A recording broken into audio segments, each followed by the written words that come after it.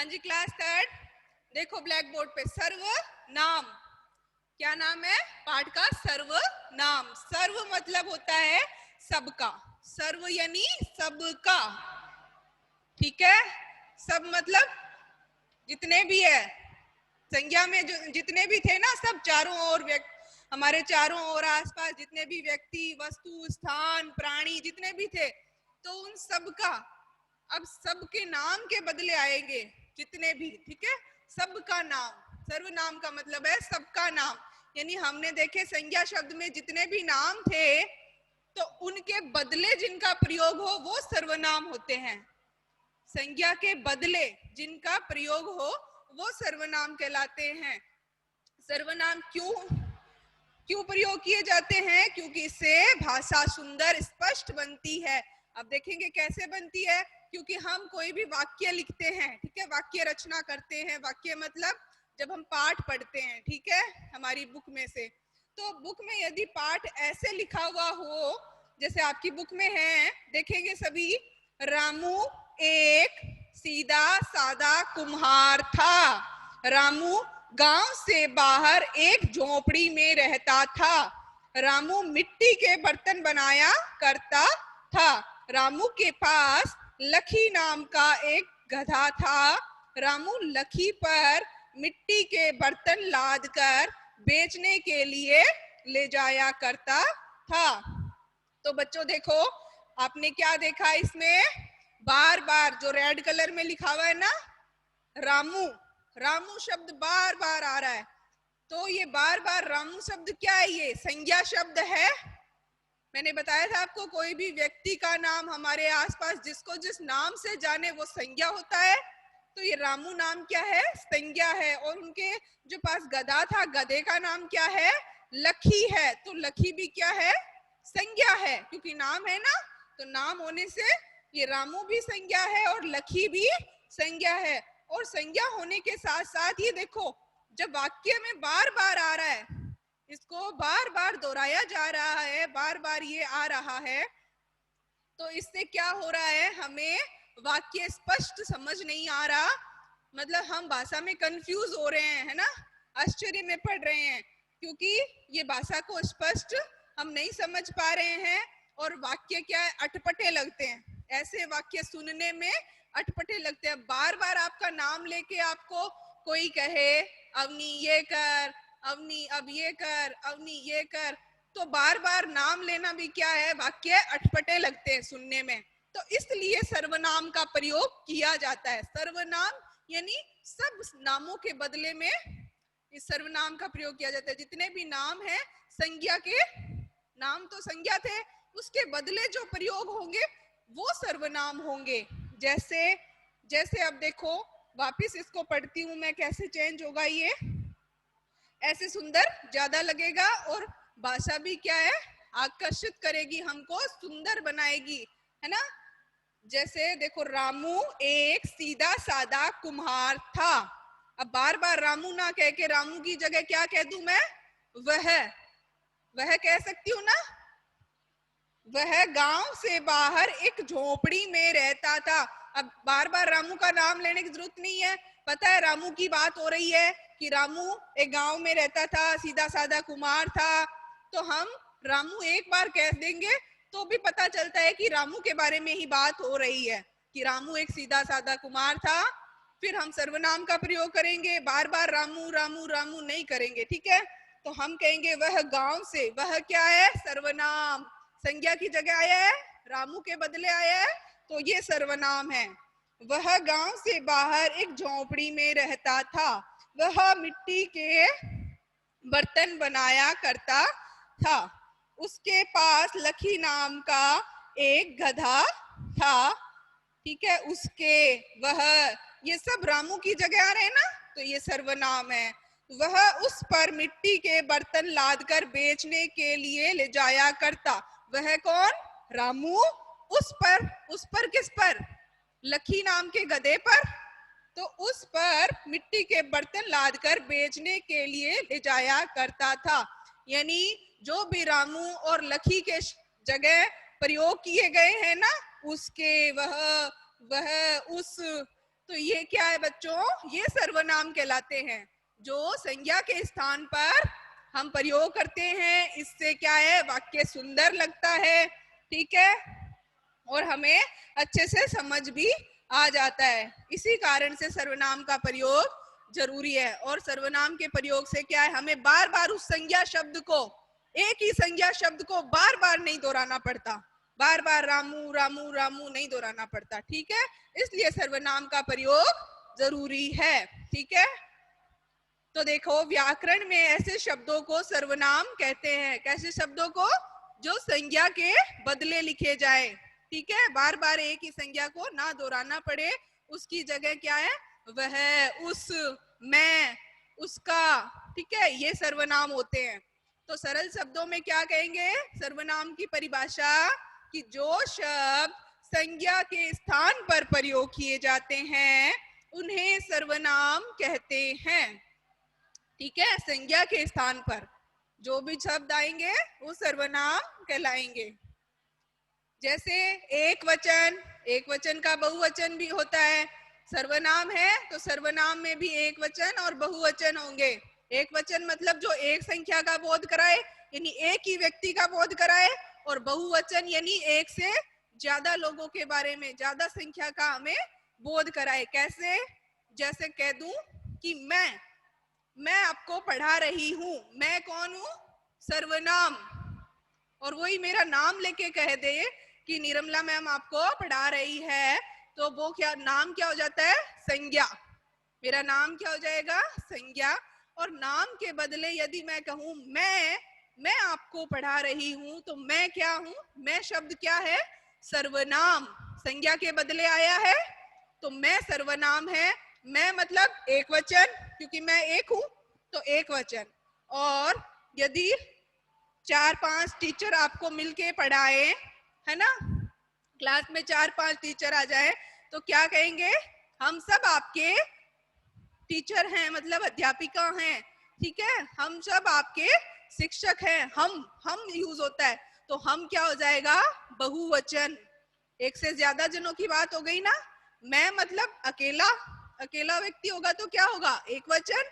और हम मतलब एक से ज्यादा, ठीक है, तो बहुवचन। मैं का क्या हो जाएगा, हम। ऐसे ही वह का क्या हो जाएगा, वह मतलब मेरे पास में खड़ा है, मैं उसकी बात कर रही हूँ कि वह आपको पढ़ाएगा, आप ध्यान दीजिए, ठीक है। वह आपको लर्न भी कराएगा, आपको लर्न करना है, तो वह यानी एक जने की बात कर रही हूँ, मैं एक जने के बारे में कह रही हूँ कि वह, ठीक है। और बहुत जने होंगे तो मैं क्या कहूंगी, सब जने होंगे तो क्या कहूंगी, वे कहूंगी ना, वे। तो वह एक वचन और वे हो जाएंगे बहुवचन। ऐसे ही यह जैसे मेरे पास एक पुस्तक है तो मैं कहूंगी यह हिंदी की पुस्तक है, क्योंकि ये एक है, ठीक है, तो यह है। और यही मैं 4-5 पुस्तक होगी, बहुत सारी पुस्तक होगी, इतनी सारी पुस्तक, तो मैं क्या कहूंगी, ये पुस्तकें हैं, कहूंगी ना ये। तो यह का बहुवचन ये। तू का तुम, तू आता है एक वचन में कि तू यह काम कर, है ना, तू स्कूल जा, ठीक है। और यदि घर से 4 बच्चे स्कूल जा रहे हैं तो क्या कहेंगे, तुम स्कूल जाओ, कहते हैं ना, तुम स्कूल जाओ। तो तू का बहुवचन क्या हो जाएगा, तुम। तो ये थे एक वचन से बहुवचन, जो कि सर्वनाम के थे, सर्वनाम शब्दों के, ठीक है। तो अब देखो, ध्यान रखने वाली बातें क्या है कि सर्वनाम में बोलने वाला अपने लिए तो मैं प्रयोग करता है, बोलने वाला यानी मैं कहूंगी कि मैं आपको पढ़ा रही हूँ, मैं आपको होमवर्क दे रही हूँ, ठीक है, मैं आपको लर्निंग करा रही हूँ, तो मैं बोलने वाला क्या होगा, मैं होगा, या हम सर्वनाम का प्रयोग करता है। दूसरा किसका करता है, हम, यानी बोलने वाला किस किस सर्वनाम का प्रयोग करता है, मैं का और हम का। कि बोलने वाला ये भी कहेगा कि हम आपको पढ़ाएंगे, ठीक है, आपको पूरा पूरा वर्क करना है, हम आपको पार्क ले जाएंगे, ठीक है, आज आपको गेम्स खिलाएंगे, हम आपको गेम्स खिलाएंगे, ठीक है। तो इस तरह हम, मैं और हम शब्द का प्रयोग कौन करता है बच्चों? बोलने वाला, हमेशा बोलने वाला व्यक्ति, यानी बोलने वाला व्यक्ति क्या करता है? मैं और हम सर्वनाम का प्रयोग करता है। जैसे मैं खेलने जा रहा हूं और हम शहर जा रहे हैं, हम शहर जा रहे हैं। तो जिससे बात करते हैं उसके लिए क्या यूज करेंगे? ये तो बोलने वाला यूज कर रहा था, लेकिन हम जिससे बात करते हैं, बात हमेशा दो व्यक्ति में होती है, अकेला को भी बात नहीं करता, अकेला व्यक्ति बात नहीं कर सकता। बात करने के लिए दो व्यक्ति का होना जरूरी है। तो दूसरे व्यक्ति से बात करते हैं, यानी जिससे बात करते हैं उसके लिए कौन सा सर्वनाम आएगा? तुम या आप।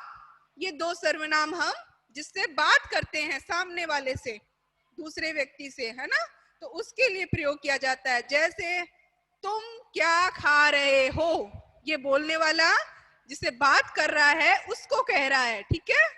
यानी तुम क्या खा रहे हो। क्या आप स्वस्थ हैं, मतलब सामने वाले व्यक्ति से ही कहेगा ऐसी बातें, है ना, कि तुम क्या खा रहे हो, क्या आप स्वस्थ हैं।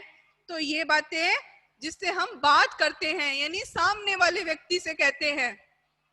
बोलने वाला सिर्फ मैं और हम का यूज करता है, मैं ये करूंगा, हम वहां जाएंगे, ठीक है, ये बोलने वाला करता है। और सामने वाले से बात करता है तो क्या यूज करता है वो? तुम या फिर आप, ठीक है।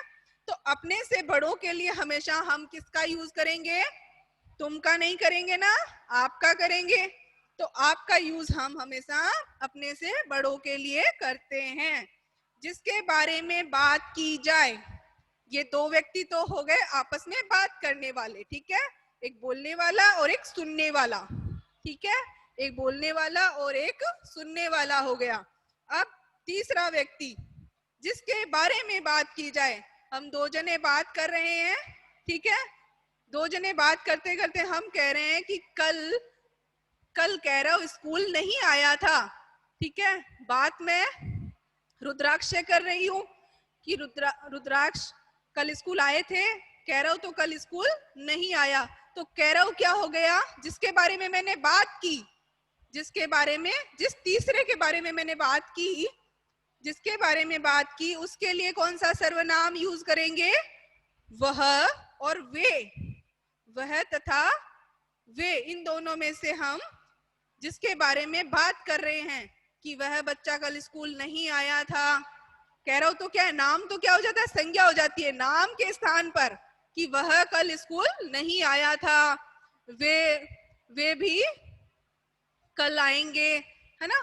जैसे हम कह देते हैं कि हमारे घर में कोई प्रोग्राम है, चलो जन्मदिन की पार्टी है, तो कल वे भी जयपुर से आएंगे, ठीक है।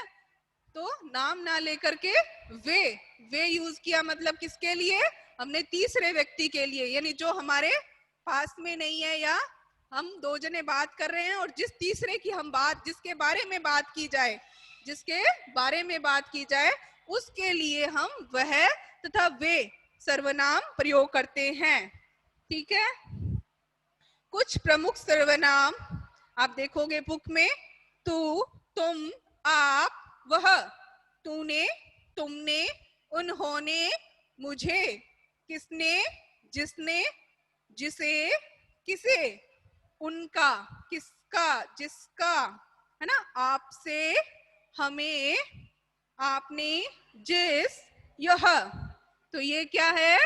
ये सब सर्वनाम है और ये सब संज्ञा के बदले प्रयोग होते हैं, यानी कहीं ना कहीं संज्ञा शब्द होगा तो उसकी जगह पर इनका प्रयोग किया जाता है, यानी बार बार संज्ञा शब्द ना दोहराना पड़े, इसके लिए इन शब्द का यूज किया जाता है। अब हम देखेंगे कि सर्वनाम के भेद कितने होते हैं। कितने भेद होते हैं सर्वनाम के? जैसे संज्ञा के तीन थे ना, एक व्यक्तिवाचक, एक जातिवाचक और एक भाववाचक, है ना। तो वैसे सर्वनाम के डबल होते हैं, सर्वनाम के 6 भेद होते हैं। कितने होते हैं? 6, ठीक है। संज्ञा के 3 थे और सर्वनाम के 6 भेद होते हैं। सीधा डबल हो जाते हैं। ठीक है, कौन कौन से? पहला पुरुषवाचक सर्वनाम। पुरुषवाचक में क्या आते हैं? बोलने वाला, सुनने वाला, या जिसके बारे में बात की जाए, उन व्यक्ति, वो सब व्यक्ति आ जाते हैं। ठीक है, पुरुषवाचक सर्वनाम। दूसरा है निश्चयवाचक सर्वनाम, निश्चय। ठीक है, तीसरा है अनिश्चयवाचक सर्वनाम, अनिश्चय। और 4 नंबर है प्रश्नवाचक सर्वनाम, प्रश्नवाचक सर्वनाम। 5वां है निजवाचक, निजवाचक सर्वनाम। निज का मतलब होता है अपना, अपने लिए प्रयोग करेंगे जिसको। ठीक है, जिसको हम अपने लिए, कभी वाक्य सुना होगा कि मैं अपना काम खुद कर लूंगी, मतलब जो हम अपने लिए यूज करते हैं, निजवाचक, यानी निज यानी अपना, तो निजवाचक सर्वनाम। और लास्ट 6 नंबर सर्वनाम है हमारा संबंधवाचक सर्वनाम। कौन सा? संबंधवाचक सर्वनाम। इतना याद करना है हमें 3rd क्लास में। बाकी इन सर्वनामों के बारे में हम नेक्स्ट क्लास में और अच्छे से पढ़ेंगे, है ना। तो हमने क्या क्या पढ़ा कि जो भी शब्द, जितने भी संज्ञा शब्द है ना, व्यक्ति, वस्तु, प्राणी, तो वाक्य लिखते समय हमें उनको बार बार ना दोहराना पड़े, बार बार ना लिखना पड़े, तो उन संज्ञा शब्दों के बदले हम सर्वनाम का प्रयोग करते हैं, यानी संज्ञा के स्थान पर प्रयोग किए जाते हैं, वही क्या कहलाते हैं? सर्वनाम कहलाते हैं। इसके 6 भेद हैं जिसके बारे में अभी हम नहीं जानेंगे। ठीक है, तो जैसे आपका क्या नाम है, ये क्या हुआ?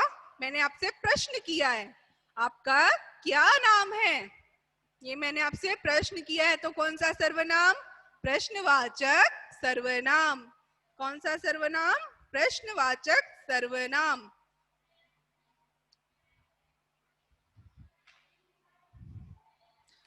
हाँ जी, ये देखिए उदाहरण, राजेश मेरा मित्र है, राजेश पढ़ने में बहुत अच्छा है। अब क्या है वाक्य? इतना अच्छा नहीं लग रहा। क्यों अच्छा नहीं लग रहा? बार बार राजेश लिख दिया, तो वाक्य भी क्या है? बड़ा सारा लग रहा है। ठीक है, हम बार बार राजेश ना लिख करके क्या यूज करेंगे? सर्वनाम का। हमें पता है एक बार राजेश नाम ले लिया तो हमें पता है राजेश के बारे में ही अगली लाइन है ना, तो हम राजेश को, अगली लाइन में भी राजेश के बारे में है, तो क्या करेंगे? हम इस राजेश को हटा के राजेश मेरा मित्र है वह, क्योंकि वह किस लिए यूज हो रहा है? जिसके बारे में हम बात कर रहे हैं, वह तथा वे, यानी तीसरा व्यक्ति।